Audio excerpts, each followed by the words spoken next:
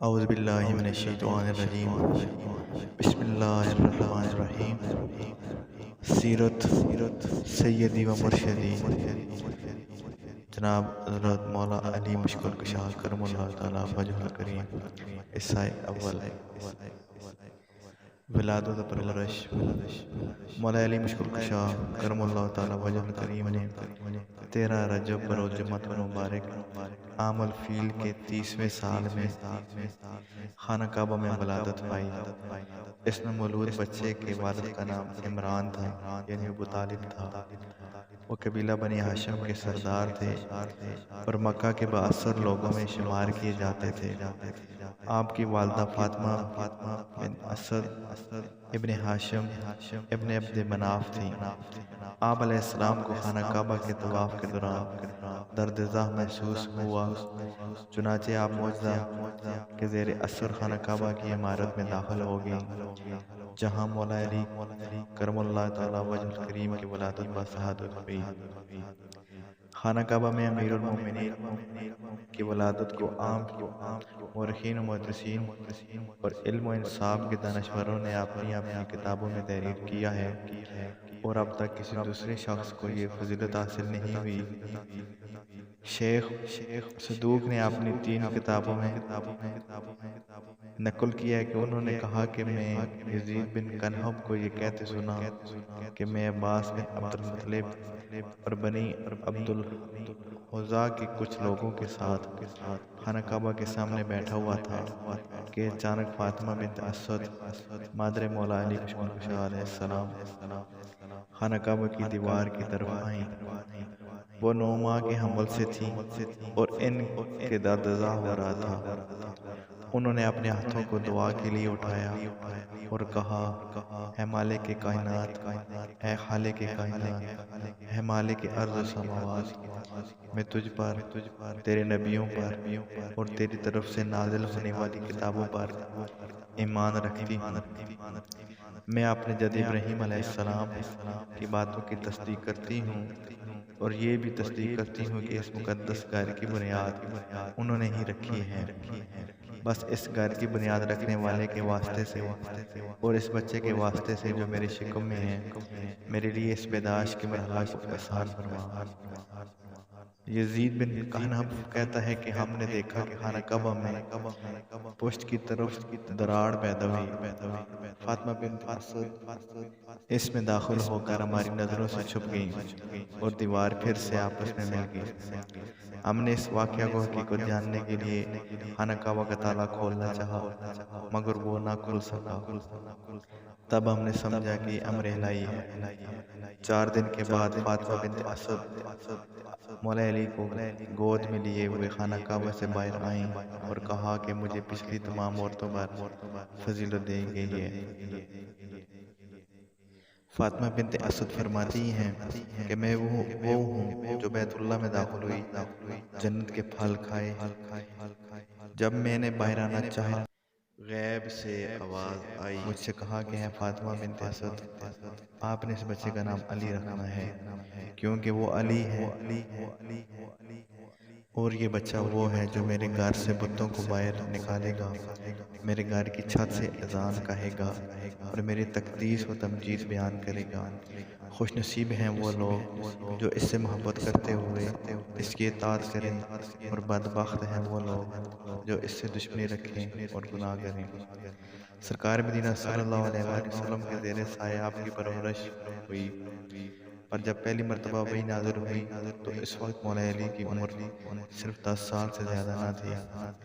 حضرت علی کی زندگی کا وہ حساس ترین دور تھا جس میں نبی پاک صلی اللہ علیہ وآلہ وسلم کے زیر سایہ عاطفت آپ کی شخصیت کی تشکیل ہوئی۔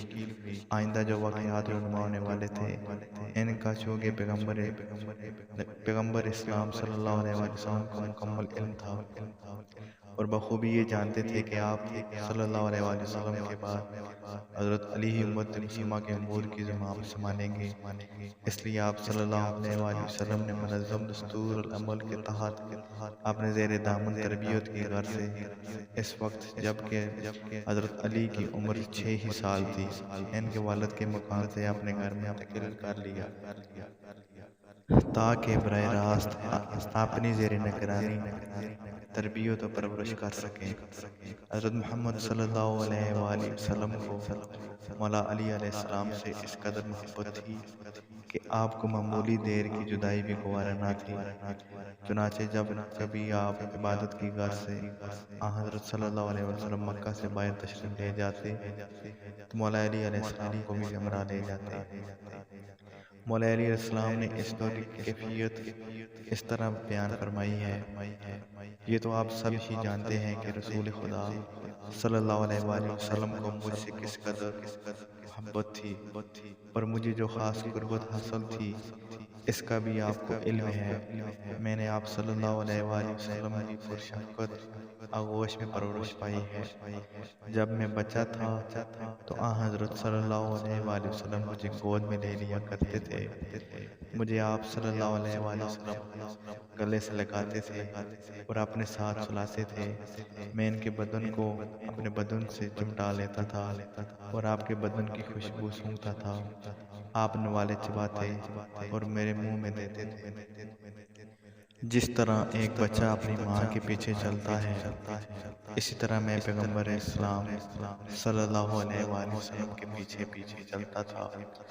آپ صلی اللہ علیہ وآلہ وسلم ہر روز اپنے اخلاقی فضائل کا پرچم میرے سامنے لہراتے اور فرماتے کہ میں بھی آپ کی پیروی کروں۔ اس دوران مولا علی علیہ السلام نے پیغمبر اسلام صلی اللہ علیہ وآلہ وسلم کے اخلاق گرامی اور فضائل انسانی سے بہت زیادہ کسب فیض حاصل کیا اور آپ کی زیر ہدایت و نگرانی روحانیت کے درجہ کمال پر پہنچ گئے۔ بعثت سے ہجرت حضرت صلی اللہ علیہ وسلم کی رحلت تک۔ مولا علی علیہ السلام وہ پہلے شخص تھے جنہوں نے دین اسلام قبول کیا۔ مولا علیہ السلام کا اولین افتخار یہ ہے کہ آپ نے سب سے پہلے دین اسلام قبول کیا، بلکہ صحیح معنی میں یوں کہیے کہ آپ نے اپنے قدیم دین کو آشکار کیا۔ دین اسلام قبول کرنے میں پیش قدمی وہ اہم موضوع ہے جس کو قرآن نے بھی بیان کیا ہے۔ یہی نہیں بلکہ جن لوگوں نے فتح مکہ سے قبل دین اسلام قبول کیا اور رائے خدا میں اپنے جان و مال کو نثار کیا، انہیں ان لوگوں پر فوقیت دی ہے جو فتح مکہ کے بعد ایمان لائے اور جہاد کیا۔ اس پس منظر میں اس شخص کی عظمت کا اندازہ لگایا جا سکتا ہے جو سب سے پہلے دین اسلام سے مشرف ہوا اور اس وقت ایمان لایا جبکہ ہر طرف دشمنان اسلام کی طاقت کا ہی دورہ تھا۔ یہ ایک عظیم افتخار تھے کہ دیگر تمام فضائل اس کی برابری نہیں کر سکتے۔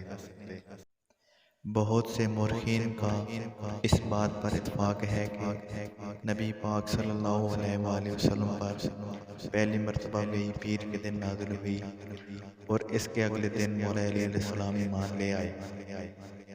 مولا علی علیہ السلام نے دین اسلام قبول کرنے میں جو دوسروں پر سبقت حاصل کی، سب سے پہلے خود پیغمبر اسلام صلی اللہ علیہ وسلم نے اس کی صراحت کرتے ہوئے صحابہ کے مجمع عام میں فرمایا تھا: روز قیامت مجھ سے حوض کوثر پر وہ شخص سب سے پہلے ملاقات کرے گا جس نے دین اسلام قبول کرنے میں تم سب پر سبقت کی، اور وہ ہیں علی بن ابی طالب علیہ السلام۔ اگر ویڈیو پسند آئے تو پلیز لائک اور سبسکرائب ضرور کیجیے گا۔ آپ کی محبتوں کا شکریہ۔ دعاؤں کا طلبگار، سید جمیل حسین قاسمی۔